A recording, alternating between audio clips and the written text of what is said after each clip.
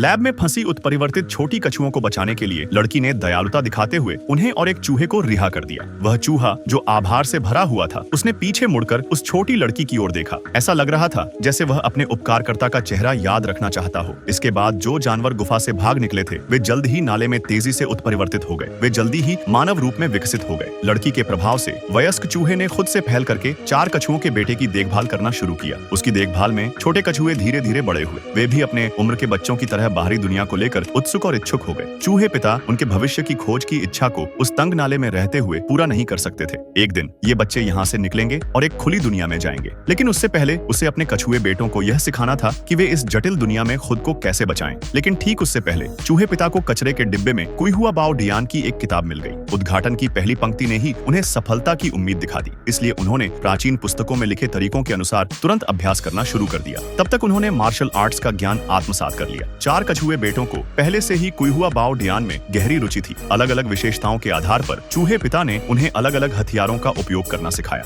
उन्होंने हर कछुए बेटे की मार्शल आर्ट्स प्रतिभा को चरम तक पहुंचाया। लगातार प्रशिक्षण में वे तेजी से बड़े हुए। अंततः वह दिन आ गया जब वे स्वतंत्र हो सकते थे। चूहे पिता की तलवार अब उत्तराधिकारी को सौंपी जानी थी। उन्होंने आशा की कि वे न्याय की रक्षा की अडिग आस्था को बनाए रखें। तभी से प्रसिद्ध निंजा टर्टल अस्तित्व में आए। 4 भाइयों ने खुद को हैंडसम फोर्स कॉम्बिनेशन का नाम दिया। वे हर कोने के नालों से इस शहर की रक्षा करने लगे। अपनी शानदार मार्शल आर्ट्स और साहस से उन्होंने शहर को सुरक्षित रखा। हालांकि इस अज्ञात हीरो के आगमन ने जल्द ही अंडरग्राउंड सम्राट के गैंग को नाराज कर दिया। उन्होंने जानबूझकर सबवे स्टेशन में घुसकर यात्रियों का अपहरण किया और अफरा तफरी मचाई। वे 4 भाइयों को बाहर लाकर उन पर हमला करना चाहते थे। एक रिपोर्टर के रूप में शियाओ मेई को यह सब रिकॉर्ड करने की आदत थी। उसने चोरी छिपे अपना मोबाइल निकाला और डकैतों के अपराध के सबूत लेने लगी, लेकिन उसे वहीं पर पकड़ लिया गया। जैसे ही वह मरने ही वाली थी, स्टेशन की लाइट धीमी हो गई। गुजरती ट्रेन के साथ एक भूत जैसे पेड़ की छाया बार बार चमक रही थी। तेज बारिश में टेंगनुओ ने तस्वीर को जल्दी से हल कर दिया। फिर उत्साहित जयकारों के साथ वह गायब हो गई। इस शहर की रक्षा कौन कर रहा है, ये जानने के लिए शियाओ मेई ने 4 भाइयों का पीछा करना शुरू कर दिया। लेकिन जब वह सीढ़ियां चढ़कर छत पर पहुंची तो उसने वहां कुछ बड़े आकार देखे जो अपनी परफॉर्मेंस की तारीफ कर रहे थे। फ्लैशिंग लाइट ने 3 भाइयों के दिमाग को हिला दिया। शियाओ मेई वहां से भागने लगी, लेकिन जैसे ही वह कुछ कदम चली, एक चेन आसमान से गिरी और उसे सीधे छत पर पटक दिया। जब उसने एक विशाल राक्षस को अपने सामने देखा, वह डर के मारे पागल हो गई।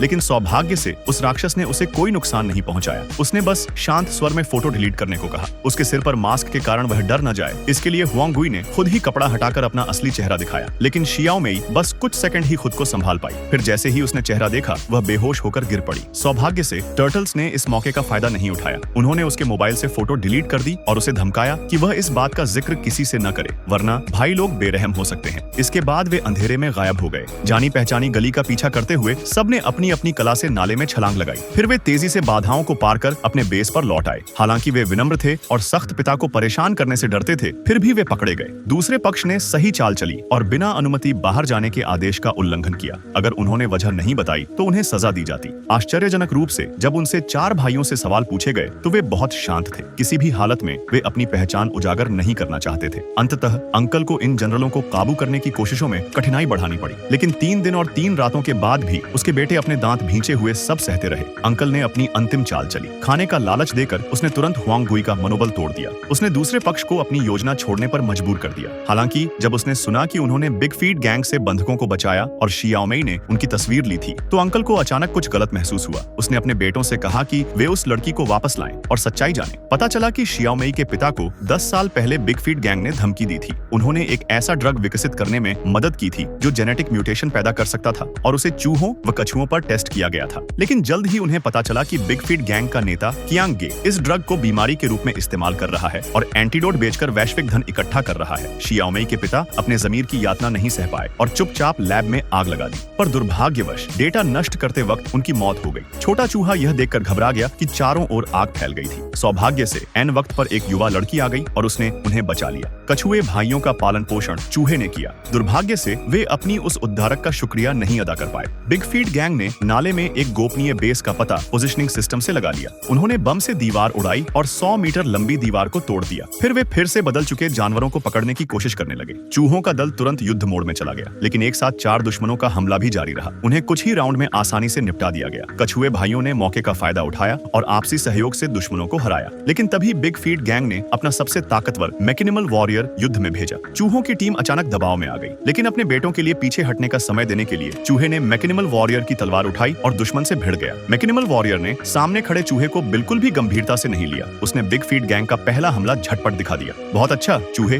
उसने कहा। हालांकि चूहों की शक्ति औसत से ऊपर थी, लेकिन कौशल और किस्मत में वे थोड़े बेहतर थे। लेकिन एडमंड की धातु से बने उच्च तकनीक वाले मैकेनिमल वॉरियर के सामने उनके शानदार मूव्स भी दुश्मन की रक्षा नहीं तोड़ पाए। चूहे को समझ आ गया कि वह इस दुश्मन के सामने टिक नहीं सकता और वह लड़ाई को जल्दी खत्म करना चाहता था। लेकिन मैकेनिमल वॉरियर ने उसे मौका नहीं दिया। उसने अपनी शरीर की ताकत का इस्तेमाल कर चूहे गुरु को जमीन पर गिरा दिया। जब उसने देखा कि दुश्मन बहुत ताकतवर है और वह पलटवार भी नहीं कर पा रहा, तो चूहे ने दरवाजा बंद कर दिया और अपने बेटों को आसमान से बाहर निकालने की कोशिश की। लेकिन उन्होंने देखा कि उनका पिता मैकेनिमल वॉरियर द्वारा बेरहमी से पीटा जा रहा था। राजा जैसे भाइयों के लिए भागकर बचना और छिपना नामुमकिन था। लेकिन जैसे ही वे मौत से लड़ने दौड़े, मैकेनिमल वॉरियर ने उनके पिता की जान से उन्हें धमकाया कि वे आत्मसमर्पण करें। कोई चारा न देखकर उन्हें अपने हथियार नीचे रखने पड़े और दुश्मन के सामने झुकना पड़ा। लेकिन उम्मीद के विपरीत मैकेनिमल वॉरियर ने सिर्फ चूहे गुरु को मार ही नहीं डाला, बल्कि यह भी आदेश दिया कि नाले में छिपा पूरा गुप्त अड्डा पूरी तरह से नष्ट कर दिया जाए। भारी बारिश में 3 छोटे कछुए बिजली की छड़ी से काबू में लाए गए और बख्तरबंद गाड़ी में चढ़ा दिए गए। लेकिन उनका भाई हांग गुई हाल ही की लड़ाई में मलबे के नीचे दब गया था। सौभाग्य से वह बच निकला और गंभीर रूप से घायल व बेहोश चूहे गुरु को संभाला। हांग गुई ने तुरंत भाइयों के हथियार उठाए और शियाओमेई के साथ बचाव अभियान शुरू करने की तैयारी की।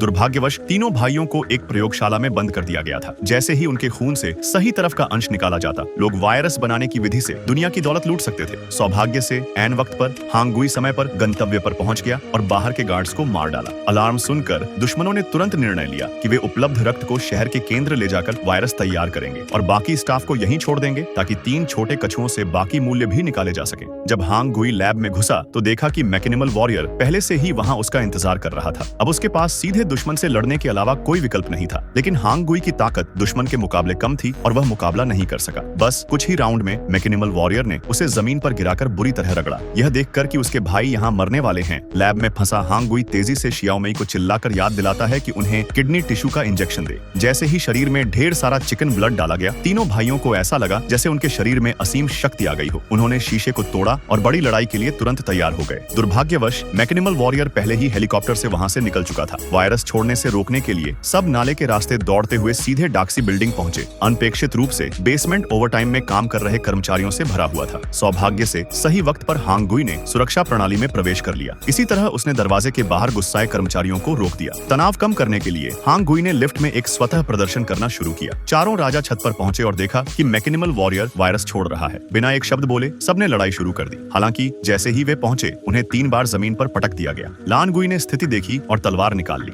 लेकिन वह बिल्कुल भी मुकाबले लायक नहीं था और दुश्मन ने उसे उछाल कर पटक दिया। मैकेनिमल वॉरियर ने अपनी लोहे की मुट्ठी से वार करना जारी रखा और लान गुई को फेंक दिया। तीनों भाइयों ने स्थिति देखी और व्हील बारो रणनीति अपनाने का फैसला किया। उन्होंने अपने अपने हथियारों से दुश्मन पर हमला किया, लेकिन अनपेक्षित रूप से मैकेनिमल वॉरियर उनकी मार्शल आर्ट्स को पहले से बहुत अच्छी तरह जानता था। भले ही तीनों भाई परफेक्ट डिफेंस में तालमेल बिठाकर लड़ रहे थे, फिर भी वे उसका सामना नहीं कर सके। सिर्फ कुछ ही पल में वे सभी छत से नीचे फेंक दिए गए। इन परेशान करने वाले बच्चों से निपटने के बाद मैकेनिमल वॉरियर नियंत्रण कक्ष में गया और वायरस छोड़ने के लिए काउंटडाउन सक्रिय कर दिया। स्थिति में कोई विकल्प न देखकर कछुए भाइयों ने एक बार फिर मिलकर छत की ओर दौड़ लगाई, लेकिन उन्होंने अपनी युद्ध मुद्रा भी नहीं बनाई थी कि दुश्मन का हमला इतना तेज था कि सब चकरा गए। लान गुई जमीन पर गिर पड़ा और मरते मरते बचा। सौभाग्य से एक साथी ने ऐन वक्त पर हस्तक्षेप किया और उसे बचा लिया। इसी तरह मैकेनिमल वॉरियर ने अपनी जान बचाई। मैकेनिमल वॉरियर ने उन्हें बिल्कुल भी गंभीरता से नहीं लिया। लान गुई को लात मारने के बाद उसने छोटे बदमाश को सलाह दी कि वह अपनी किस्मत कबूल कर ले, वरना वह उन्हें अपने हाथों से काट डालता। देखा जा सकता था कि वायरस रिलीज होने में केवल 1 मिनट बचा था। मैकेनिमल वॉरियर्स ने बचपन में सीखी रणनीति का इस्तेमाल करने का फैसला किया और एक साथ लड़ने की योजना बनाई। यह देखा जा सकता है कि लान गुई ने तुरंत अपने शानदार हाफ मून पाम का इस्तेमाल करके मैकेनिमल वॉरियर की बांह पर वार किया। जब दूसरी तरफ दुश्मन कछुए को रोक रहा था, तो कछुए ने भी उसी तरह एक पैर से हमला करके दुश्मन के चेहरे पर वार करने की कोशिश की।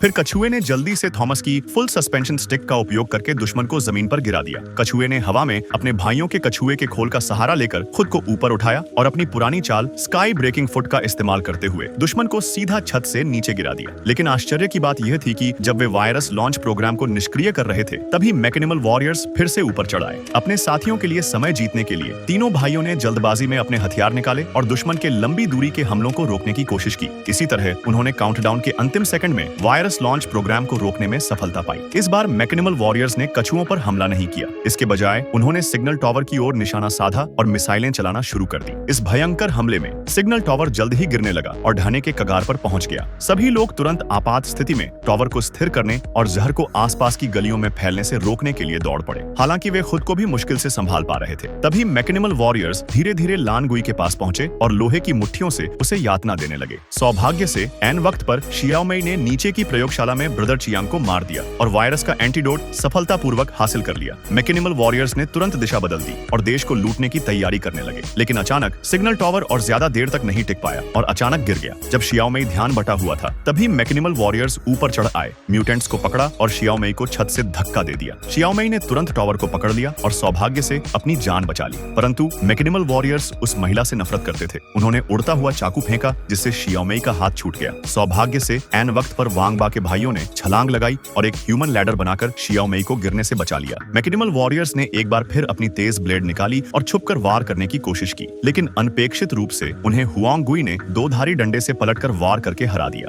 लेकिन योद्धा हार मानने को तैयार नहीं थे। उन्होंने फिर से तेज ब्लेड निकाली और शियाओ मई की ओर निशाना साधा। तभी लान गुई ने तुरंत कार्रवाई की। उसने लंबा चाकू सटीकता से फेंका और सीधे दुश्मन के दिल में भोंक दिया। इसके बाद शियाओ मई ने मैकेनिमल वॉरियर्स की मदद से हवा से वार किया और सीधे उन्हें ऊपर की ओर लात मारकर उड़ा दिया। इस तरह संकट का समाधान हो गया और स्थानीय लोग आग से बच गए। अंत में चारों भाई वापस शिया शुई दांव लौटे और म्यूटेशन का इस्तेमाल करके शूबा की चोट को ठीक किया। उन्होंने शहर में अपनी किंवदंती लिखना जारी रखा।